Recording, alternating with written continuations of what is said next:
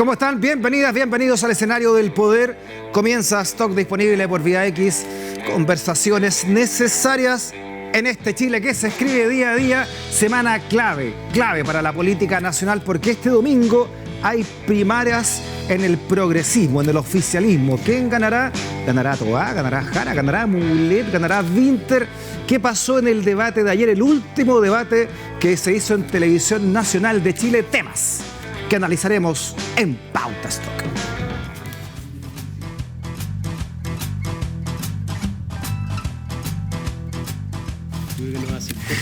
Con don Juan Diego Montalva. ¿Cómo estás, Juan Diego? Bienvenido nuevamente a este Link Ciudadano. Muchas gracias, Freddy. Aquí estamos. Muy bien, imagínate, la mejor semana va a estar acá. La mejor semana, ¿no, Davor? Así es. Bienvenido, Davor Misa. Muchas gracias.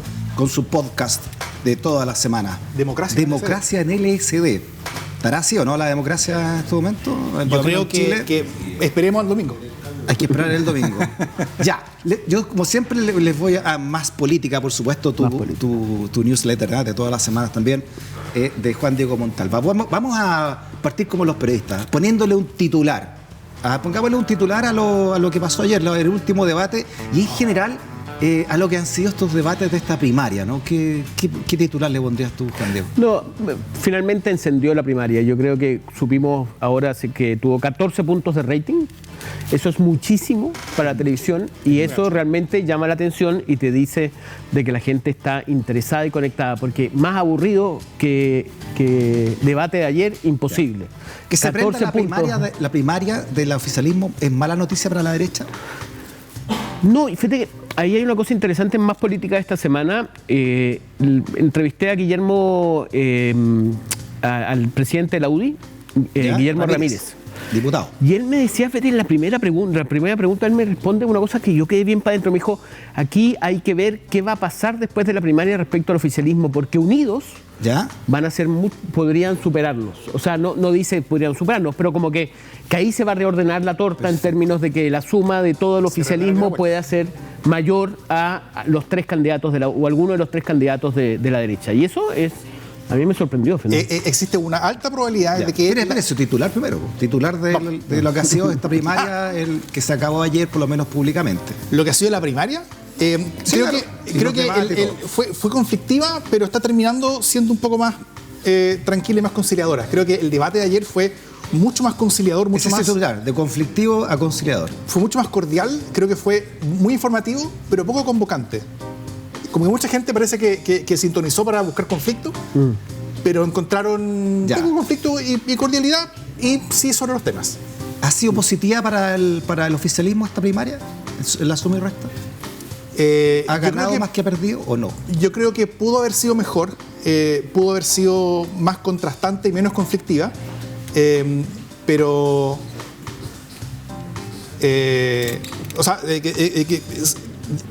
podría haber sido mucho mejor si es que hubiera sido más contrastante y menos conflictiva, pero yo creo que fue relativamente buena. Ya. Sí. Ahora, lo que a mí me pareció es que eran como todos contra Jara, ¿no? En un momento Inter y Toá se lanzaron contra la candidata del Partido Comunista en algunos temas clave.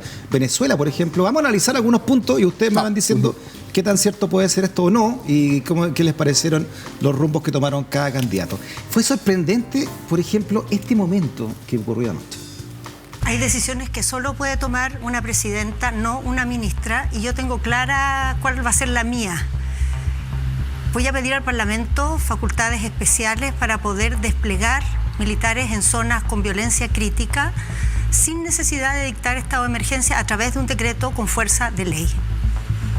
Chile necesita mano firme para tomar decisiones difíciles y yo la tengo. Pero Chile también necesita una mano amable para encontrarnos como país. Yo esto se lo hubiese escuchado a Kaiser y acá no me hubiese sorprendido, ¿no? Pero sí, este primer decreto que se le dijo que usted haría usted como presidenta en el debate. Sí, yo ahí yo me vinculo más, no sé si te acuerdas, Bodanovich, el alcalde de Maipú, fue el primero que señaló que estaba a favor de sacar fuerzas, o sea, los militares a la calle en casos de alto nivel de violencia delictual. Creo que ella le hace un guiño a eso, creo que es un punto a favor dentro de ella. es lamentable que uno tenga que sacar a las Fuerzas Armadas, pero y no sé si realmente a que yo voy a tener mano dura contra la delincuencia. Sí, esto tuvo el doble objetivo de tratar de posicionar un tema que sea llamativo, al final, en el cierre del debate, cosa que se hable sobre su propuesta, que es la razón de por qué lo estamos haciendo acá, y también conectado a la mayor demanda ciudadana, cosa de diferenciarse lo suficiente al resto de las candidaturas con respecto a cuál es la que ofrece mayor seguridad. Pero sí creo que cuando uno le entrega nuevos poderes a la presidencia de la República, en un país tan presidencialista como el nuestro, uno no debería estar pensando en el presidente más confiable que vamos a tener, como alguien podría pensar que es Claudio Toa, sino que uno debería estar pensando en el presidente menos confiable que podríamos tener con ese nivel de poder en las manos, como un Kast, un Kaiser, un Jadwe, que podrían tener un rol mucho más peligroso para la ciudadanía con los militares en la mano. Ella, por las razones políticas, me imagino, también de hecho una desesperación por la encuesta, está abriendo una puerta que podría ser ocupado, si gana otro, como tú dices, otro presidente, con otra mentalidad, de manera más peligrosa, ¿no? Creo, sí, porque yo imagínense, creo... porque con Sebastián Piñera salieron militares a la calle durante el estallido. Y no fue nada bien. Y no fue nada bien, porque pues, es muy peligroso incluso para los propios militares, ¿no? De decir, disparan, porque no están preparados para eso, y después, ¿qué pasa con ellos? No, además no tienen ningún tipo de instrucción necesaria para ¿cómo se llama? Para seguridad ciudadana, ¿no? No son personas con elementos ni con instrucción para el conflicto en las calles. Ellos usan unas armas gigantes, ¿me entiendes? No tienen ningún tipo de capacidad de disuasión. El rol de ellos, la existencia de ellos es para otra cosa muy distinta. Claro. Entonces, y está muy bien que así sea, porque son muy necesarios para otro tipo de cosas. Claro. Ahora, ojo, insisto también que ese es el gran punto que hace ella en un tema que es prioritario para los chilenos, que es la delincuencia. O sea, aquí ella, ¿me entendí?, se la jugó el 100%. Con un tema que es muy debatible, muy criticable, ¿me entiendes? Pero ella era la única que lo iba a poner de todos los 4 candidatos, porque a pesar de que Bodanovich, que era Frente Amplista, lo postuló en su momento, Winter, no veo a Winter haciendo una postulación así, tampoco a Jara y Mulet, nadie sabe. Mulet, quién sabe qué podría poder hacer, pero claro, si lo hubiera hecho, como que habría importado menos. Sí, claro. Pero aquí lo interesante acaso, esos son los roles que te pueden llegar a decir estas cosas, porque si uno... No sé, si uno le pide la opinión pública a la gente, podría volver la pena de muerte, pero sabemos que no se puede por una serie de razones, que vuelva la pena de muerte o terminar justificando hasta crímenes, ¿no? Si esto es por el bienestar de una potencial seguridad, ¿no? Ahora, ella juega ahí, fíjate, a un elemento de que si hay alguien que pudiera de manera seria y en derecho implementar la salida de militares, soy yo. Ese también es un juego que tiene ella ahí, porque, ¿me entiendes? Como yo soy la persona más seria para implementar algo que es muy delicado. Claro. Ahora, si lo hace la señora Jara, tal vez no, si lo hace el señor Mulet, no.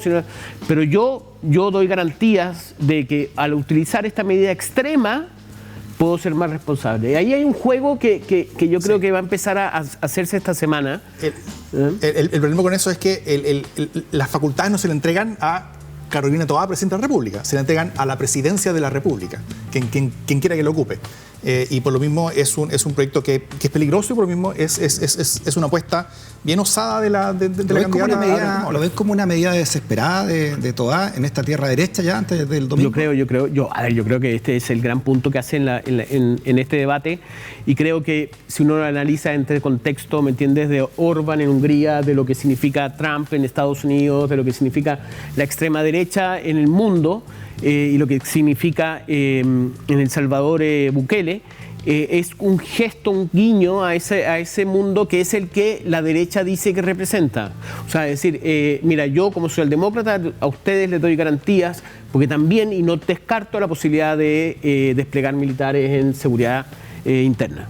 Entonces, hay en el mundo una tendencia, el péndulo se mueve hacia la derecha, se mueve hacia este tipo de medidas, y ella aparece como una candidata que podría implementarlo de la manera más razonable, a pesar de que lamentablemente nos hace recordar las autocracias que están hoy día y que son bastante poco poco apreciadas, ¿no? Por lo menos por mí, ¿no? Y eso lo hace también porque este debate era tal vez el último momento, en agenda al menos, porque pueden haber sorpresas después, pero el último momento que podía haber cambiado la configuración general de la carrera a la primaria. Era un debate televisivo, hubo muy pocos de esos, el único debate en televisión horario prime, y fue el último, antes de la primera. Entonces, era de todos los momentos de la primaria, tal vez este era el momento más importante de toda la campaña para todas las candidaturas. Entonces todas tenían que haber llegado con algo preparado para llamar la atención lo suficiente. Y veo que esa oportunidad, la única de las 4 candidaturas que lo utilizó realmente con algo llamativo fue Carolina Toá. Sí, llegando a este punto, digamos. Claro. Pues es llamativo, no cuesta nada, digamos. Oye, veamos otra cosa entonces llamativa, si ustedes quieren, de diferenciación que hubo ayer en ese debate. Por ejemplo, que tiene que ver con temas de economía. Escuchemos a Yanet Jara y luego a Carolina Toá.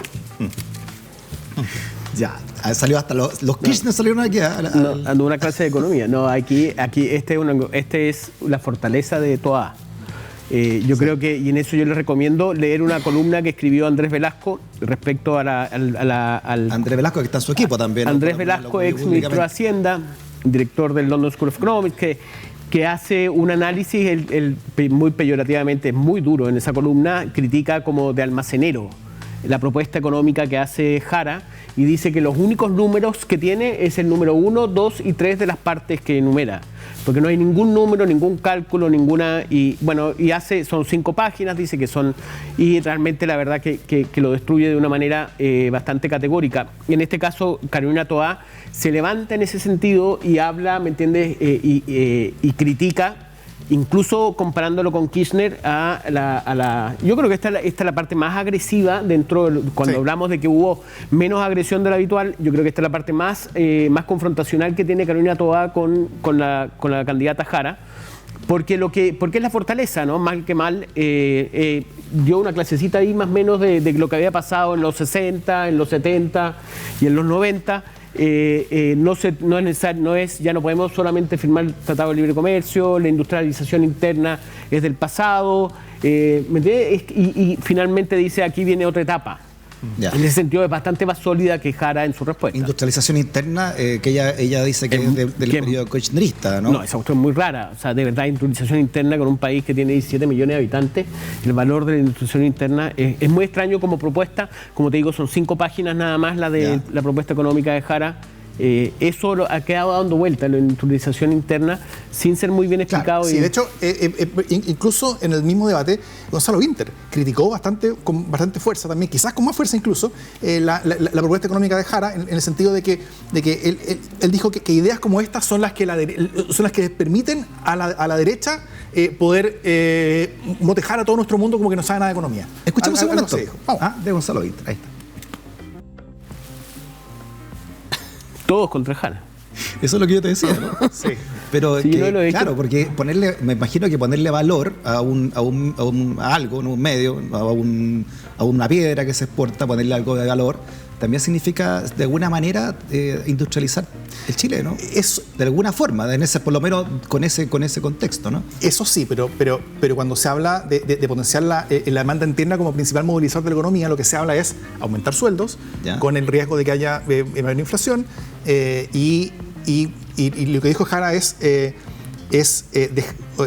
retroceder tal vez un poco en nuestra característica de economía exportadora y basar básicamente en venderle más a los chilenos dentro de Chile.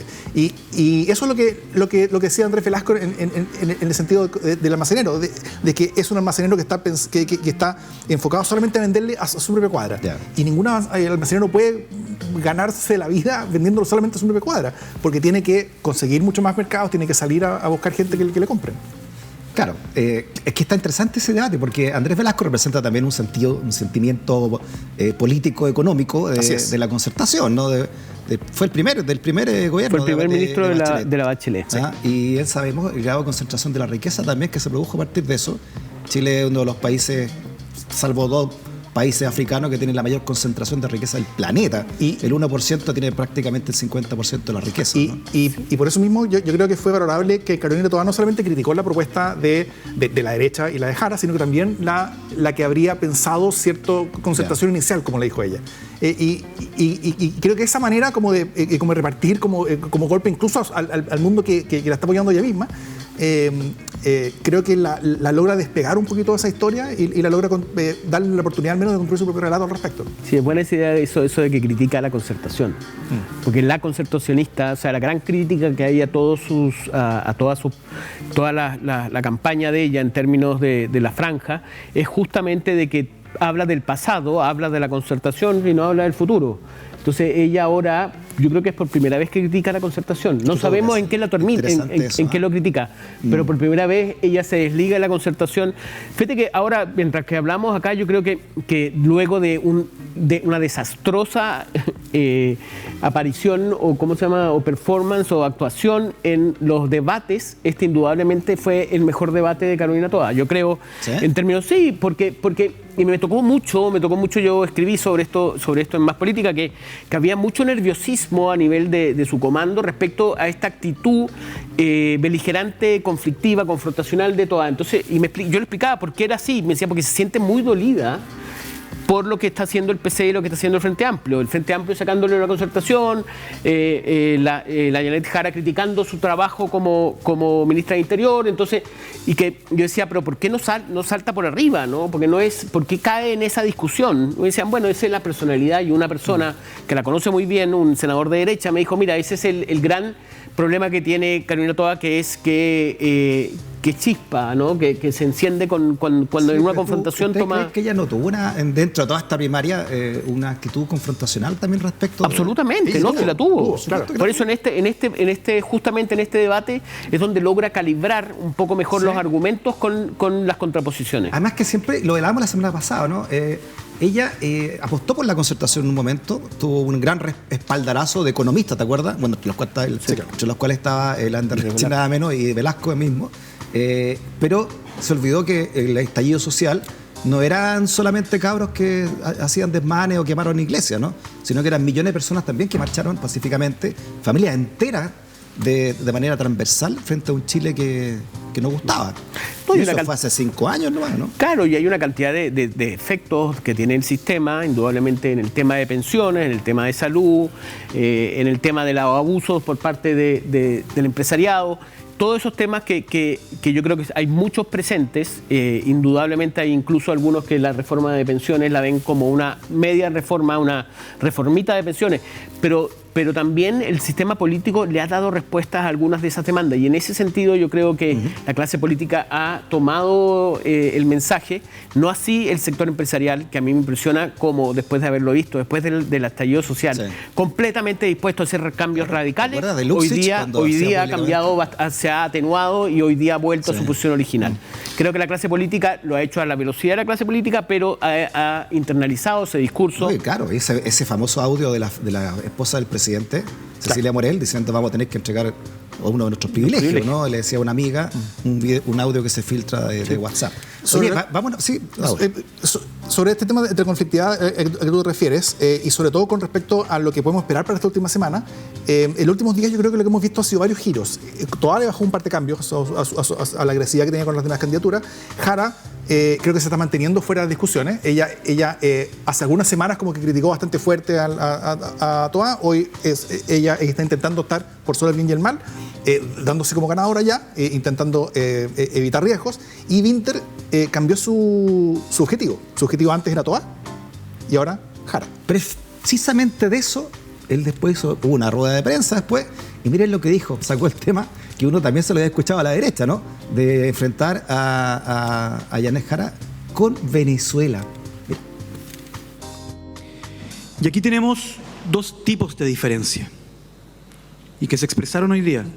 Una, por ejemplo, respecto de Venezuela, es acerca de lo que está pasando en Venezuela, que tiene su máxima expresión en una pregunta tan simple, tan concreta como ¿quién ganó la elección? ¿Quién sacó más votos? Nosotros estamos seguros, no tenemos duda que Edmundo González ganó la elección. Ese partido ha sido ambiguo. Pero tenemos otro tipo de diferencia, que es que la candidatura de Janet Jara considera que este no es un tema importante. De hecho, de alguna forma es crítica de los periodistas que le preguntan por este tema. ¿Te sorprendió que el Frente Amplio haya sacado precisamente este tema de Venezuela? Que lo haya sacado, básicamente, sí, ¿no? Sabemos lo que piensan. Ellos lo habían sacado. El Frente Amplio ha tenido una lenta evolución en el tema y creo que ha sido positiva y ha sido una buena noticia su evolución. Evolución que ha tenido en menor medida el Partido Comunista. El Partido Comunista complica mucho este tema, tratan de no tocarlo. Y yo creo que Winter trató muchas veces de interpelar a Janet Jara durante el debate y no logró conectar esa interpelación durante el debate. Entonces, al parecer, se quedó con las ganas y después del debate continuó con lo que ahora parece que va a ser su tema de la última semana. Ahora Janet Jara se enfrentó a su propio partido cuando dijo que no estaba de acuerdo con lo de Venezuela, ¿no? Sí, ahora ojo, yo creo que aquí tengamos claro, y en eso Davor tiene un dato muy bueno de la encuesta, que ella está trabajando principalmente para su núcleo más duro, ¿no? Ella hoy día, a mí me parece, estoy completamente en desacuerdo con su respuesta, yo coincido con Winter en que el tema de Venezuela y la posición que uno tenga respecto a Venezuela, a Bukele, a todo tipo de autocracia es muy relevante. Creo que da temor de que qué puede pasar si es presidenta. O sea, yo creo que el tema de Venezuela, definirse respecto al tema de Venezuela, respecto al tema de Cuba, es importantísimo. ¿Y China? Y China es más difícil. porque siempre lo mismo, ¿no? Pero, sí, pero lo que pasa es que no nos gustan la autocracia cuando son pobres, pero cuando son ricas miramos para el lado. Lo que pasa es que ahí es un tema bastante más complejo y milenario el de China. Pero, creo que le dio en el clavo. Sin embargo, creo que Jara está trabajando para arrastrar a todos esos votantes del Partido Comunista, que no son pocos, que tienen gran capacidad de movilización. No olvidemos, la campaña de Jara ha sido notable, o sea, en términos de redes sociales, la cantidad de, yo he pedido asesoría de mis hijos respecto a las redes sociales, pero en TikTok tiene 1 millón de likes, una cuestión, arrasa, ¿me entiendes? Hay una cuenta que se llama La Tía Janet, que es impresionante la cantidad o sea, lo cercana TikTok, que se transforma. El público más joven, ¿no? Claro. Menos de 30 años. Por eso digo, a lo que voy. Entonces, en ese contexto, yo creo que ella, cuando hace una declaración así, lo que hace es arrastrar a toda esa gente que tiene que votar por ella y que después si ganara la primaria, yo creo que eso se mitigaría bastante y nuevamente mandaría a Jadwe a repartir volantes como lo hizo la semana pasada. Y por eso mismo, justamente, capcioso tu titular del... y por eso, justamente, hay ahí una disputa por ese público joven que yo creo que el Frente Amplio esperaba que hubiera votado por ellos y ellos asumían que ellos iban a tener mucho mejor conexión, pero Janet Jara ha tenido mucha mayor capacidad para llegar a ese mundo joven y yo creo que ahí el Frente Amplio está arriesgando incluso parte de su base electoral. Y finalmente esta disputa con respecto a los posicionamientos tiene que ver en parte con que tanto Jara como el resto de las candidaturas, todos están viendo a Jara como una candidatura que sería la clara favorita a esta altura, una semana antes de la elección. Yo creo que todos están sobredimensionando un poco eso. Puede ser, perfectamente puede ganar la elección, pero yo solamente recuerdo que la última encuesta activa antes de la primaria del 2021... ¿La activa? La activa, ¿ya? Antes de la primaria del 2021, entre Jadwe y Boric, de adhesiones de primera vuelta, tenía a Jadwe marcando 12% y a Boric marcando 4,5%. Ya. Y la primera la ganó Boric. Eso tiene que ver por varias razones. Primero porque la encuesta de adhesión de primera vuelta no es lo que se mide ahora en una primaria, es una elección distinta, con otras dinámicas. Y también que cuando las encuestas intentan predecir quiénes van a participar en una primaria, son muy malas haciéndolo. Entonces, lo único que digo es que mantengamos todos, y sobre todo las candidaturas, un amplio espectro de posibilidades o resultados posibles. Pero sin duda que hay nerviosismo igual, ¿no? Cualquiera puede ganar, claro. Claro, si Jara le gana al llamado socialismo democrático, sería, para este resurgimiento que ha tenido la antigua concertación, sería un golpe duro. Y también sería un tremendo golpe para si le gana dentro del voto de izquierda al Frente Amplio, ¿no? Así es. Ahora, ¿qué pasa si el Partido Comunista gana? Esa es la gran pregunta, y el temor de alguna gente, incluso yo tengo gran admiración por el pensamiento, por la estrategia de los comunistas. Creo que son, a diferencia de todos los otros partidos políticos que están en el gobierno, el oficialismo, es un partido pero completamente ordenado, muy estructurado, con ideas muy claras, con objetivos claros, a diferencia, y yo creo que la mejor demostración de eso es que no ha salido ningún ministro comunista y todos los frentes amplistas tuvieron que salir patadas, ¿me entendí? Pateados de sus puestos por justamente la inexperiencia. Entonces, en ese contexto, el Partido Comunista y algunos del Partido Comunista están preocupados de que si gana Jara, ¿cómo logramos colocar atrás a todo este grupo del socialismo democrático y del Frente Amplio? ¿Es posible? Y después, cuando se negocien las parlamentarias, ¿qué pasa si se puede negociar con el liderazgo de Jara y Perfecto. Si eso no podría originar la pérdida del parlamentario? No, los parlamentarios son otro cuento. La derecha y la izquierda son otro cuento aparte. ¿No? Y en el escenario inverso, si es que el Partido Comunista pierde, considerándose favoritos, de nuevo, ojo, el 2021 se consideraban favoritos y fue muy doloroso cuando perdieron esa primaria, siendo que se veían ellos mismos muy adelante. Bueno, pero en ese momento entendían que Jadwe está cometiendo muchos errores. Ahora ven que Jara no cometió errores, ha llevado una campaña que ha sido impecable y que va subiendo, por lo que y además ven a toda mucho más lejana de lo que entonces veían a Boric. Entonces una derrota acá sería mucho más dura de lo que fue hace Sí, claro, y Jara tiene un liderazgo, como ustedes han dicho, muy, muy distinto además, ¿no? Así es. Y mucho más aglutinador de lado y lado, creo yo, no sé, respecto de lo que fue, por ejemplo, el liderazgo de Daniel Jadwe, ¿no? En su momento. Oye, antes de irnos, quiero que también veamos el otro lado también, que es lo que ha pasado esta semana en la derecha y un foro o una especie como de encuentro, de discusión en Araucanía con algunos candidatos presidenciales. Asistieron Kaiser y Mulet, creo que fueron los que se convocaron ahí. Pero miren, muy comentado en redes sociales lo que ocurrió cuando Kast tenía la palabra, ¿no? Y no la quería soltar. Con este micrófono apagado, bueno, vean ahí la imagen, no sé si las tenemos para mostrarlas acá, ¿no? Que Kast no quería dejar lo que le correspondía por minutaje, y ahí se enfrenta a la periodista, la moderadora, que le dice, bueno, tenemos que cortar. Primero a la moderadora y después se enfrentó como organizador del evento, que está en el público. Claro, que estaba ahí en el fondo y no quería y tuvieron que darle finalmente ese minuto. Veamos lo que pasó, ¿no? El terrorismo sigue estando presente. ¿Y cómo lo mantienen hoy Tenemos día? Que cortar. La seguridad es con un estado de excepción. Un estado de excepción que lleva 3 años. Ya no es excepción lo que se está viviendo acá. José Uno Antonio, no puede vivir en cortar. paz si es que vive en estado de excepción. Es que esto es una excepción. Y yo te voy a pedir, Paloma, que por favor... Lo que pasa es que no tiene que ver conmigo, son las reglas que son parejas para todos. todos. Y espero que los otros parlamentarios, los dos parlamentarios puedan tener el mismo tiempo de explayarse. Claro, pero es que las reglas las pone la organización. Esta oportunidad no la tenemos siempre. Necesitamos que corten el micrófono, por favor. La violencia no ha bajado. La violencia no ha bajado. Hablan de diálogo. Hablan de diálogo. Yo voy a decir una cosa, si nosotros queremos hacer cumplir la ley, tenemos que cumplir la ley. Eso significa que cuando nosotros aceptamos asistir a un evento como este y aceptamos las reglas, tenemos que cumplir con las reglas.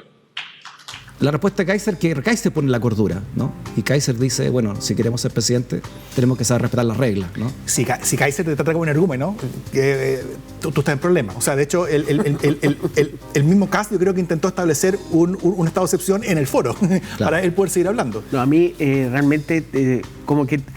A ver, Kast... La política que ha implementado Kast es que él no se mete en la discusión política, que lo hace el presidente del partido, que es Esquella, y que él solamente hace anuncios. Y eso iba como avión, porque Kast no habló... Y nunca perdía su compostura. No habló de Punta Peuco, no habló de... Hasta que le toque hablar. Claro, por eso pero en ese sentido, como ejemplo. Y en eso recomiendo una columna que salió en La Tercera de Paulo Escobar, en donde él dice que esto demuestra el desprecio de él por las mujeres. Y es categórica, entonces, y cuenta, dice, porque es una mujer justamente, y él solamente se va a hablar con el hombre, a pedirle al hombre que lleva este encuentro, a pedirle la hora extra, y es él el que se la da, y ahí hace una larga lista de elementos en donde el tema de la mujer es la gran debilidad de Kast. Muchachos, se acabó el tiempo. La próxima semana, cuando estemos sentados en este living, ya vamos a ver quién ganó la primaria y qué viene después también, ¿no? En la oposición respecto de esta ganadora o este ganador de esta vuelta. Muchas gracias, Davor. Muchas gracias también, Juan Diego, por haber venido. Muchas gracias por la invitación.